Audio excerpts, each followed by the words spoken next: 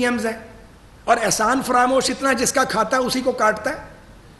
اسی نے جہانگیر ترین صاحب کو کاٹا، انہوں نے علیم خان صاحب کو کاٹا، اور آج کل یہ انہیں کاٹتا ہے جو اس کی انگلی پکڑ کے چلاتے تھے. تو تمہیں تو کاٹنے کی بھائی عادت ہے، مگر یہ نہیں ہوگا کہ تمہیں جواب نہیں ملے گا. 22 سال کی جدوجہد ہے، نہیں 22 سال کی لفنٹری ہے تمہاری. ٹپیکل میں لاہوری لفظ یوز کر رہا ہوں، آوارہ گردی کی ہے، انٹرنیشنل آوارہ گرد ہیں آپ نے 22 سال صرف لفنٹری کی ہے. کون سی سیاست کی ہے؟ پرویز مشرف کا ساتھ دے کے تو جدوجہد کر رہے تھے، جب گھاس نہیں پڑی تو پھر ہمارے ساتھ آ گئے تھے. کوئی پولیٹیکل سٹرگل نہیں ہے آپ کی. آپ نے ایک کلٹ ڈیولپ کیا ہے اور اس کے پیچھے سرمایہ ہے، اس کے پیچھے غیر ملکی سرمایہ کاری ہے. اسی لیے تو فورن فنڈنگ والا جو کیس ہے آپ چلنے نہیں دیتے، دوسروں کو تانے دیتے تھے جی اسٹے آرڈر کے پیچھے چھپتے ہیں. خود اسٹے آرڈر کتنے لیے ہیں کبھی بتایا ہے؟ ہم سب کو کہتے تھے ضمانتوں پر ہیں، اب خود ضمانتوں پر ہو. اور بزدل اتنا ہے کہ جب کوئی چیز اناؤنس کرتا ہے خود چھپ جاتا ہے، کبھی پش اپ لگانی شروع کر دیتا ہے، کبھی جا کے پشاور میں سی ایم ہاؤس کی پناہ لے لیتا ہے. یہ لیڈر اس طرح کے ہوتے ہیں کہ اپنے کارکنوں کو آگے لگا کے خود بھاگ جائیں اور چھپ جائیں. تو میں یہ گزارش کرنا چاہ رہا ہوں کہ یہ آدمی بنیادی طور پہ ایک فتنہ ہے. اور میں نے پہلے بھی کہا تھا جب انہوں نے نازیبہ گفتگو کی تھی خواتین کے بارے میں، اس پر شیاطین اترتے ہیں. لوگ ہیں نا جن پر شیاطین اترتے ہیں، یہ بھی ان میں سے ایک ہے. اسے اللہ تعالیٰ سے معافی مانگنی چاہیے. بہتان تراشی کی، جھوٹ کی، لوگوں کو ناجائز جیلوں میں ڈالنے کی، فتنہ پھیلانے کی، اپنے اقتدار کے لیے فساد پھیلانے کی، اللہ سے معافی مانگنی چاہیے. ہم سے نہیں، خدا سے معافی مانگے. بہت بڑا بوجھ اٹھایا اس نے اور اس کے ساتھیوں نے، جو اس کے ساتھ بات درباری ہیں. ایک آدمی کو خوش کرنے کے لیے تم یہ سب کچھ کرتے ہو، اس کی طرف دیکھتے ہو. ہم بھی اپنی قیادت کا بے پناہ احترام کرتے ہیں، اختلاف بھی کرتے ہیں، ڈنکے کی چوٹ پہ کرتے ہیں، ایشوز پر وہ ہماری بات سنتے ہیں. یہ کوئی بادشاہت اور غلامی کا نظام نہیں ہے. گو پاکستان میں آئیڈیل جمہوری سیاسی نظام نہیں ہے. میں نے کبھی نہیں کہا کہ آئیڈیل جمہوری سیاسی نظام ہے، لیکن ایسا نہیں ہے کہ لوگ اپنی قیادتوں کے سامنے بات نہیں کرتے ہیں. مگر تم نے جو کلٹ بنایا ہے محنت کر کے، اور تمہارے سہولت کاروں نے اور تمہارے فورن سپانسرز نے، یہ بے نقاب ہو رہا ہے اور بے نقاب مزید ہوگا. تم نے پاکستان کو نقصان پہنچایا ہے. تم جیسے نالائکوں کی وجہ سے پاکستان آج اس حال پہ ہے کہ ملک چلانا جو ہے وہ مشکل ہو گیا. تو میں یا صادق صاحب سے کہوں گا کہ وہ بھی اپنی بات کر لیں، پھر آپ سوالات کیجئے گا، ہم جواب دیں. اعوذ باللہ من الشیطان الرجیم، بسم اللہ الرحمن الرحیم. شکریہ سعد صاحب. آج سعد صاحب کچھ تھوڑے سے دل سے بات کر رہے تھے. یہ وہ جذبات ہیں جو میرا خیال ہے ہر پاکستانی کے ہیں، اس لیے کہ ہر پاکستانی بھگت رہا ہے عمران خان کی اور ان کی جماعت کی نااہلی. کشمیر کا ایشو آپ سب جانتے ہیں، صرف لپ سروس ہوئی. جب ہندوستان کی فوجیں جا رہی تھیں، خود قومی اسمبلی میں انہوں نے کہا کہ ہندوستان فوجیں بھیج رہا ہے مقبوضہ کشمیر میں، تو تب تو خان صاحب نے 2 مہینے پہلے جو ڈپلومیٹک اوفینسو لانچ کرنا تھا وہ تو نہیں کیا.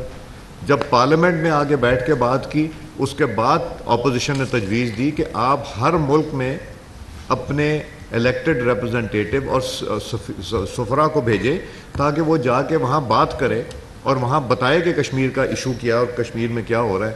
انہوں نے وہ بھیجنے سے کہہ دیا کہ بھیجیں گے، مگر بھیجا نہیں، چونکہ یہ ٹرمپ کے ساتھ جو وعدہ کر کے آئے تھے بیٹھ کے کشمیر کے اوپر، وہ پورا کرنا تھا. اور آپ سب جانتے ہیں کہ یہ وہی شخص تھا جو مودی کے بارے میں کہتا تھا کہ مودی الیکشن جیت جائے گا تو حالات بہتر ہو جائیں گے. مودی نے الیکشن جیتنے کے بعد جو کشمیر کا کیا وہ آپ سب کے سامنے ہے، اور ان کی دعاؤں سے اور ان کی خواہشات سے. آئی ایم ایف آپ کو اعتبار نہیں کرتا.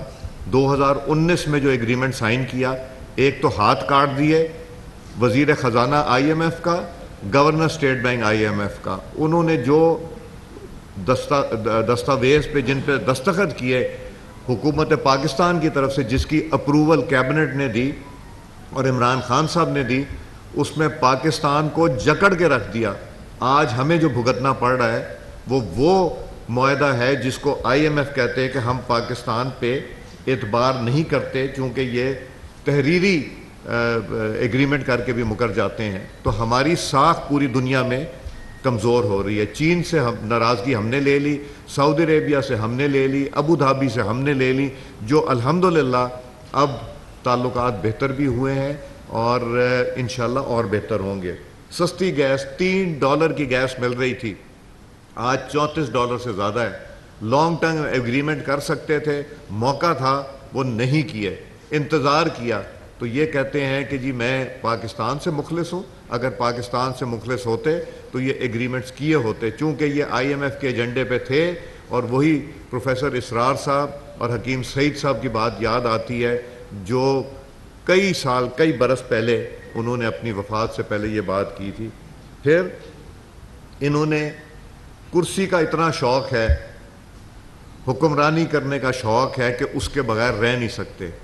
جتنا لٹکا سکتے تھے ووٹ آف نو کانفیڈنس کو لٹکایا کہ مجھے کوئی ہفتہ مل جائے, مجھے کو کچھ دن مل جائیں, مجھے کچھ گھنٹے مل جائیں, کچھ منٹ تک کی بات چلی گئی کہ میں کچھ منٹ وزیر اعظم رہ جاؤں. حالانکہ جب vote of no confidence move ہو گیا تھا تو سب کو یہ معلوم تھا کہ ان کی حیثیت وزیر اعظم ختم ہو گئی ہے, مگر ہوس کرسی کی, اور اسی کرسی کی ہوس میں ان کے جو بیانات ہیں وہ بھی آپ نے دیکھے کہ اگر میں نہ رہا تو میرے منہ میں خاک, مگر یہ کہتے تھے اگر میں نہ رہا تو فوج کے ٹکڑے ہو جائیں گے, فوج تباہ ہو جائے گی. یہ کبھی کوئی وزیر اعظم یا کوئی پولیٹیکل ورکر اپنی فوج کے بارے میں ایسا بیان دیتا ہے؟ پھر سپاہ سالار کے اوپر اٹیک, وہ بھی لوگوں کے پاس ویڈیوز ہیں کہ اندر بیٹھ کے کہتے ہیں میں کہوں گا کہ کچھ کریں, کوئی بہتری لے کے آئیں, کوئی تعریفیں کروں گا, سوشل میڈیا پہ آپ لوگ گالم گلوچ کرتے رہیں.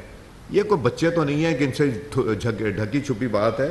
پھر یہ وہی شخص ہے نا جو کہتا تھا اگر میں اقتدار میں نہ رہا, اگر نیوٹرل جو ہیں وہ میرا ساتھ نہیں دیں گے, اگر جوڈیشری ساتھ نہیں دے گی تو خدا نخواستہ, میں خدا نخواستہ کہہ رہا ہوں, اس نے نہیں کہا تھا کہ پاکستان کے 3 ٹکڑے ہو جائیں گے. یہ وہی نقشہ ہے جو صدیوں پہلے پاکستان کے بارے میں کرتا تھا. وہی جس طرح سعد رفیق صاحب نے کہا کہ جو احسان کرتا ہے اسی کو یہ دستہ ہے. اور یہ بچپن سے اس کے سارے دوست بھی یہ جانتے ہیں اور میں بھی جانتا ہوں. شکر ہے مجھے 1 سال میں ہی سمجھ آ گئی تھی سیاسی سفر اس کے ساتھ جب شروع کیا تھا. پھر انہوں نے ایک اور میں آپ کو خبر دے دوں, ایک ان کے خلاف ریفرنس اسپیکر نیشنل اسمبلی کے پاس موو ہو چکا ہے, اور ریفرنس توشہ خانہ سے ریلیٹڈ ہے. پیسے کہاں سے آئے جس پیسے سے وہ توشہ خانہ کی چیزیں خریدی گئیں؟ انہوں نے ویسے ایک کام تو اچھا کیا, انہوں نے پورا صفایا کر دیا توشہ خانہ کا. جو پچھلے پرائم منسٹر چھوڑ گئے تھے انہوں نے تو صفایا کر دیا. وہ سستی انہوں نے وہاں سے توشہ خانہ سے چیزیں لی. نمبر 1 پیسہ کہاں سے آیا, پھر اس کے بعد جو بیچا اس کی رسیدیں کدھر ہیں, کس کو بیچا, کتنے کا بیچا, اس سے آمدن کتنی ہے, اور اس کے اوپر ٹیکس دیا. شاید وہ جو 1 کروڑ روپے ٹیکس دیا ہے انہوں نے, شاید وہ اس کے حوالے سے ہو. تو میں اب بات مختصر کرتے ہوئے یہ ضرور کہوں گا کہ وہ ریفرنس جو موو ہوا ہے وہ انشاءاللہ 30 دن میں اسپیکر صاحب نے اس کا فیصلہ دینا ہے, اور پھر وہ الیکشن کمیشن کے پاس جائے گا جس نے 30 دن میں اس کے اوپر فیصلہ کرنا ہوگا. میں اسپیکر صاحب سے یہ استدعا کروں گا, میں نے پہلے بھی کہا ہے, ایک ہم نے ریزولوشن موو کی تھی پارلیمنٹ میں جو یونینیمسلی ایکسیپٹ ہوئی تھی, جس میں کہا تھا کہ حکومت پاکستان کو یہ کہا جائے کہ عمران خان کے خلاف یہ بیانات دینے جس میں پاکستان ٹوٹنے کی بات کی تھی, اور جس نے خدا نخواستہ پاکستان ٹوٹنے کی, اور یہ کہ فوج اگر میرا ساتھ نہ دیا تو فوج تباہ و برباد ہو جائے گی.